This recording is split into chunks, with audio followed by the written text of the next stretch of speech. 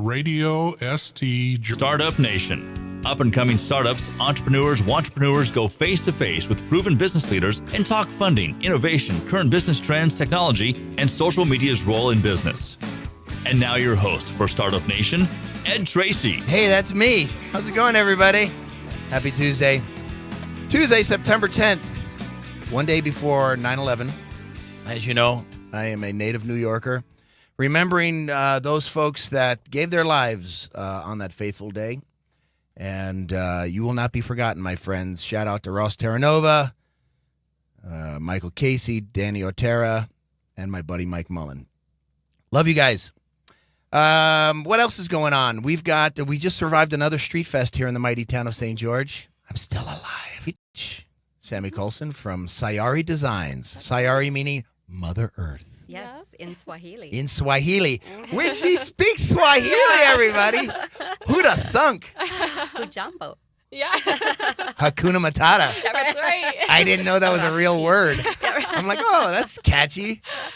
What was the other words that you said that we... Rafiki. Rafiki. That is friend.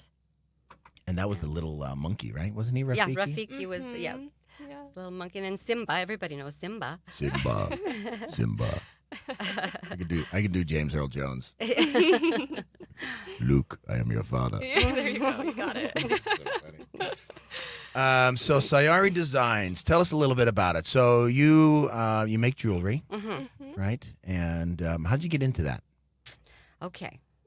So how much time we got? Yeah, right. Yeah, I know. Don't get me started. So I love rocks. I love dirt and rocks. I just love hiking in the hills. That's where I spent my childhood, is just exploring the hills in Wyoming. And I was born in Utah, raised in Wyoming, and so I spent a lot of time just out exploring. And then, kind of fast forward, I wanted to. I'm a writer. I started writing this story about a girl who's kind of an outcast from the community, and she needed to find a way to survive, and she was out in the hills, a place that I love, and she would dig up gemstones and bring them into town, and she had a source that would buy the gemstones from her. And I got jealous of her. Her name is Trinity, and so it wasn't her hair that did it, or her outfits. It was well, she had cool hair. All right. But no, his life and your career, and lived out in Washington. And what does he do for a living, or what did he do? He's a pharmaceutical sales rep. Oh, okay, gotcha. And he always took really good care of us, but I never liked Washington because all the dirt is covered with vegetation. Right. And I can't, dig up cool things out there. So I said, it's my turn, and I want you to withdraw $50,000 from your 401 and buy us a toy hauler. Did he do it? He did. He's a good boy. He is He's such a good supportive. husband. Yeah, he's great. is. So, we bought a toy hauler and 2 4-wheels and a truck. And we went 4-wheeling and out in the hills, awesome. living my dream. And so, I was gathering rocks, and then I had to get the saw and the lapidary so I could, shine them up and cut them.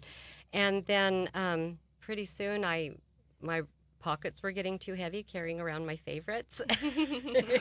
See this hot brunette wearing parachute pants out in the field. I'm like, what is this all about? Yeah. Homeless people. Yeah, right.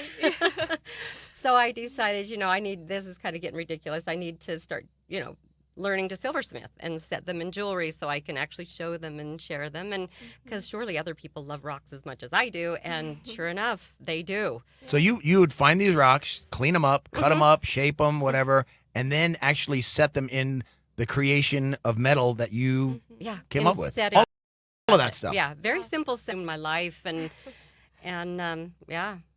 Wow. And how did you get involved in this, Sammy? Well, it was about, 6 months after you started making rings? Yeah. And she was like, well, I just have this feeling that I won't be successful unless I work with someone, and it has to collaborate.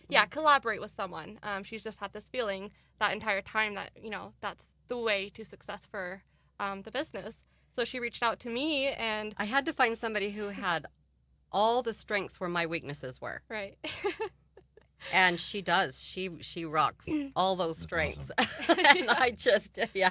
Couldn't get your hubby in on it, huh? He's like, I'll drive you out Yeah, right. there. I'll leave you out on the side of the road. Get your rocks. Right. He's actually a photographer, Oh. so he was happy to come along and. Oh, that's and right. I do did his notice thing. that he did the photos on Yeah, your website. yeah, That's he right. does. Yeah, he's great. Participates too. It started with me doing marketing. Like she's like, you can be the marketing executive and focus on that area, and I do the jewelry.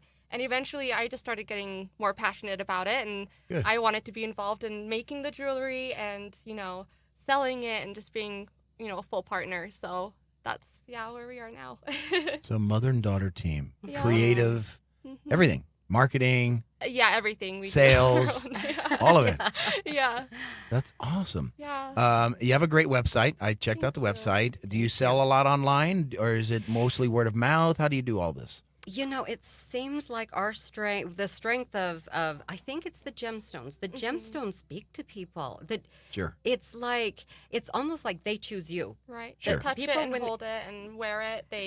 Each they one has a connect with it. personality of its own. It Yes, does. yeah, Yes. And exactly. it's kind of this phenomenon that we're discovering that the website just really it doesn't create the Every night needless at to 10:30. say, Yeah. significant others did not want to hang around the Yeah, house they while were you two were around. going nuts. Yeah, they'll support from afar. Yeah.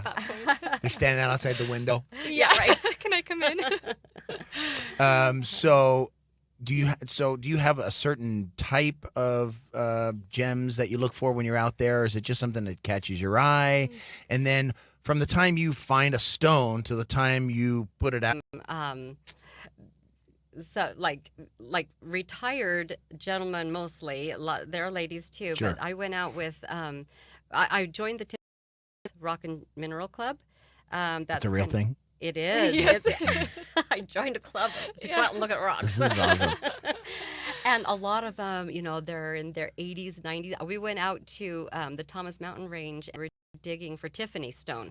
And Tiffany is only found in Utah, nowhere else in the interesting. world. Mm-hmm. And so we're out there digging on this hillside, and there were 19 of us. We had our truck, caravan way out there. And then they're all lined along this hillside, and I was kind of the newbie, and I just sort of held back and just sort of started digging in a little Kicking place. rocks. Yeah, right. Just trying to figure out what I'm supposed to be doing here. And everybody's just whacking away at this mountain. And then this really cool guy, he must have been like 95 years old. He turned That's around awesome. and he says, "You come right here. You're going to be the one who finds the big." And I'm like, okay. And so I went over and I just 95. started digging. I invented the wheel. Yeah, right. And sure enough, of the 19 people who were there, I was the only one who not only found one, but three